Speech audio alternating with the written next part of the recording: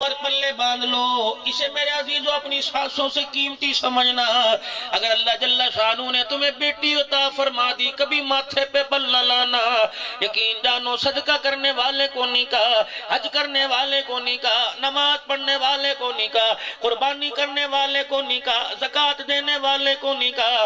منبر پہ کھڑے ہو کر دو بیٹیوں کے باپ کو کہہ دیا اگر تیرے 3 یا 2 یا 1 بیٹی پیدا ہو جائے اللہ اکبر تربیت اچھی کر کے آنا، نام اچھا رکھنا، اچھا رشتہ خاندان دے کر جہاں تیری بچی کو 2 وقت کی عزت کی روٹی مل سکے اپنی بچی کی رخصتی کر کے آنا، بے فکر ہو کے مر جانا۔ میدان معاشر میں دنیا پریشان ہو، میدان معاشر میں میرے حوض کوثر پر آنا اور آ کے کہنا میری 3 بیٹیاں ہیں، میں تیرا ہاتھ پکڑ کے اللہ کے دربار میں لے جاؤں گا، سب سے پہلے تیری سفارش کر کے میں محمد جنت کی چوکھٹ پار کروا کے آؤں گا۔ بھلا کرے صحابی کا کھڑے ہو گئے، حضور نے فرمایا کیوں رو رہا ہے؟ کہ کملی والے 3 بیٹیوں والے کی بشارت مل گئی، 2 بیٹیوں والے کی بشارت مل گئی، میری تو 1 ہے۔ دریائے کرم جوش میں آیا، فرمایا تجھے بھی اللہ رحمت سے محروم نہیں کرے گا، 1 بیٹی کی تربیت اچھی کریو، قیامت کے دن ایسے کھڑا ہوگا جیسے شہادت والی انگلی کے ساتھ درمیان والی انگلی ہے۔ کتنے فضائل بتائے اللہ کے نبی نے، آپ کو پتا تھا جو بیماری ہمارے اندر گھر کرے گی اس کے بارے میں اللہ کا نبی پہلے بتلا کے گیا۔ فَذَلِكَ الَّذِي يَدْعُو الْيَتِيمَ، زبان سے آخرت کا انکار کرنے والا نہیں، فرمایا یتیم کو دیکھ کر ماتھے پہ بل چڑھانے والا وہی ہے جو قیامت کے دن کو جھٹلا رہا ہے۔ حضور علیہ السلام نے فرمایا سب سے بدترین گھروں میں گھر وہ ہے، یوں نہیں کہا جس کے گھر کے اندر پلنگ نہیں، جس کے گھر میں چرپائی کوئی نہیں، آپ نے یوں نہیں فرمایا جس کے گھر میں مسحری کوئی نہیں، فرمایا سب سے بدترین گھر وہ ہے جس گھر میں یتیم کے آنسو نکل جائے، فرمایا آسمان والا اس گھر کو پسند ہی نہیں فرماتا ہے۔ کسی کی یتیم کو بہو بنا کے لے کے آئیو، خدا کے واسطے اسے کبھی جہیز کا تانا نہ دیو، اللہ کے واسطے کبھی روٹی کپڑے مکان کا تانا نہ دیو، کبھی یوں نہ کہیو برات کا تیرے باپ نے اچھا سلوک نہیں کیا، کبھی یوں نہ کہیو شادی کا کھانا نہیں دیا۔ پوچھ اس غریب سے جس نے ساری زندگی بڑھاپے میں بھی اس امید سے ریڑھی لگائی کہ میری بچی عزت کے ساتھ رخصت ہو جائے، کسی کی روٹی جہیز کا تانا دینے سے پہلے غریبوں کے ہاتھوں پہ دیکھ لینا، اگر ان کے ہاتھوں پہ ماس نظر نہ آئے سمجھ لینا بیٹی کو رخصت کرتے کرتے اس کے ہاتھوں کا ماس اجڑ گیا ہے۔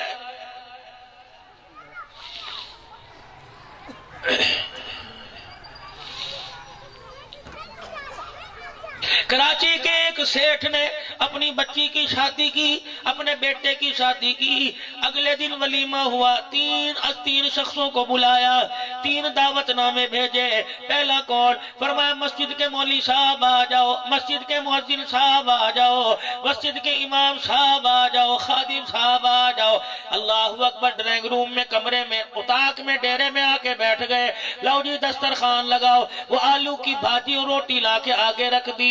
مولوی صاحب خادم کہنے لگے حضرت جی اگر ولیمہ یہاں کھا لیا، ریفریشمنٹ یہاں ہو گئی تو حال میں کیا کھائیں گے؟ آنکھ میں آنسو لا کے کہنے لگا یہی ولیمہ ہے، کھاؤ خدا کا شکر کر کے چلے جاؤ، میں نے اندرا نہیں لینا، میں نے روٹی کے پیسے نہیں لینے۔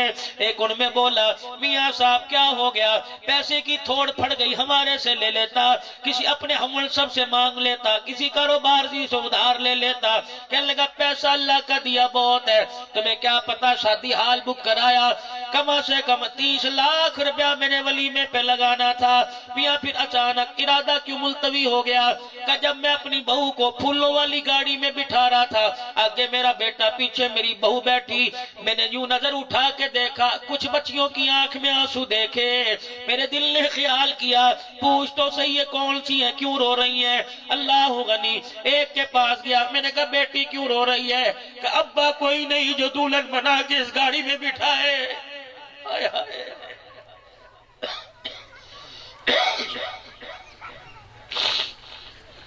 دوسری سے پوچھا کیا بات ہے؟ سر کے بال دکھانے لگی، کہنے لگی سفید ہو گئے، جوان بھائی کوئی نہیں جہیز بنائے۔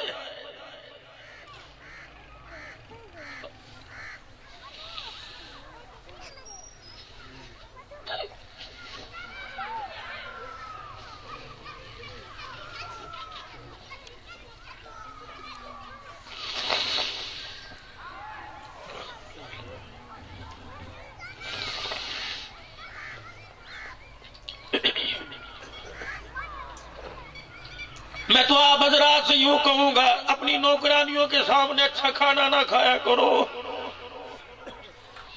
اس نے دیکھ کے یوں نہیں کہنا خدا تیرا کھانا چھین لے، کہے گی اللہ برکت دے، ہلکی سی آنکھ اٹھا کے دیکھا کر، اگر تیری بوٹی کی طرف نظر پڑے آدھی تو کھا لے، آدھی روٹی پہ رکھ کے اسے دے دے۔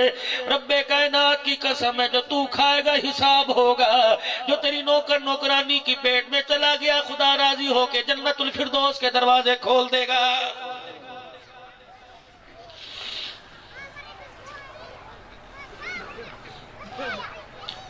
اور فصیح اللسان بڑے آئیں گے، لیکچر دینے والے بڑے آئیں گے، اور میرے عزیزوں میڈیا کے آگے انٹرویو دینے والے بڑے نظر آئیں گے۔ دنیا سے احساس ہی ختم ہو گیا۔ قربان جاؤں، خدا تمہیں سلامت رکھے، تمہاری جوانیوں کو، تمہارے بڑھاپے کو اللہ قبول فرما لے۔ لوگوں کتوں کا تو احساس ہو رہا ہے، بھائی کا احساس کوئی نہیں۔ کہ دوسری بچی سے پوچھا کیا بات ہے، کہ لگی 4 بہنیں ماں بیوہ ہو گئی، ہم یتیم ہو گئی، گھر کی روٹی پوری نہیں پڑتی، ہم نے ڈولی میں بیٹھنے کا خیال ہی ختم کر دیا۔ کہنے لگا میں رات کو گھر آیا، دولہن کو بہو کو لے کے آ گیا، میں بستر پہ آ کے تکیے پہ سر رکھ کے لیٹا، میں نے آنکھیں بند کر کے مدینے کا گنبد خضرا کا نمبر ملایا، گنبد خضرا سے مکی کا نمبر ملایا، میں نے آنکھیں بند کی، میں نے سکا سرکار مدینہ اللہ نبی کو خواب میں دیدار کرا دے، یا پیغمبر انقلاب سے مجھے پوچھ کے بتلا دے کہ میں 30 لاکھ کا ولیمہ کروں یا کیا کروں۔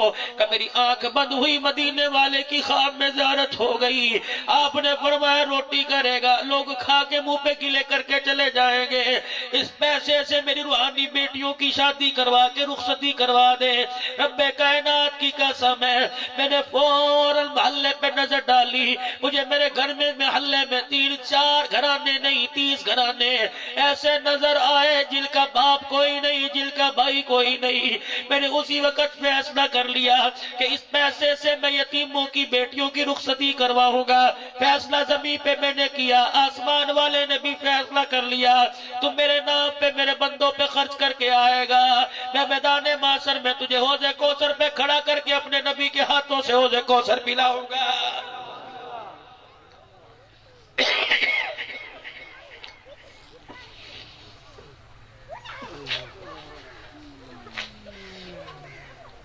بس میرے بھائیو عزیزو دوستو بزرگو، میری بات کو سن کے ردی کی ٹوکری میں نہ ڈالیو۔